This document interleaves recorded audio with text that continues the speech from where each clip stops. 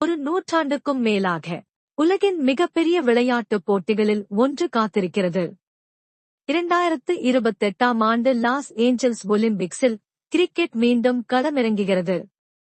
128 ஆண்டுகளுக்குப் பிறகு கிரிக்கெட்டின் மாபெரும் மறுபிரவேசம். ஆனால் அணிகள் தேர்வு முறை இந்த முறை சற்றே வித்தியாசமானது. வழக்கம் போல ஐசிசி தரவரிசை இல்லை. புதிய கண்ட அடிப்படையிலான தேர்வு முறை. ஆசியா, ஆப்பிரிக்கா, ஐரோப்பா, ஓசியானியா, அமெரிக்காஸ் இந்த 5 கண்டங்களில் இருந்தும் தலா ஒரு சிறந்த அணி நேரடியாக தகுதி பெறும். முற்பகல் 12:23 முற்பகல் 12:28. நரேட்டர். இதனால் ஆசியாவில் முதலிடம் வகிக்கும் இந்தியா தகுதி பெறுவது உறுதியாகிறது.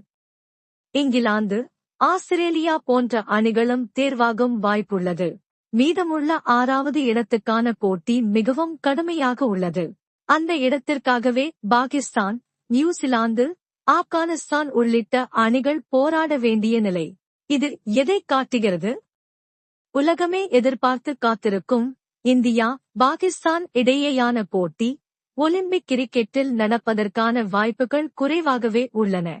இருந்தாலும் உலக அரங்கில் கிரிக்கெட்டின் இந்த பிரம்மாண்டமான தொடக்கத்துக்காக நாம் காத்திருப்போம்.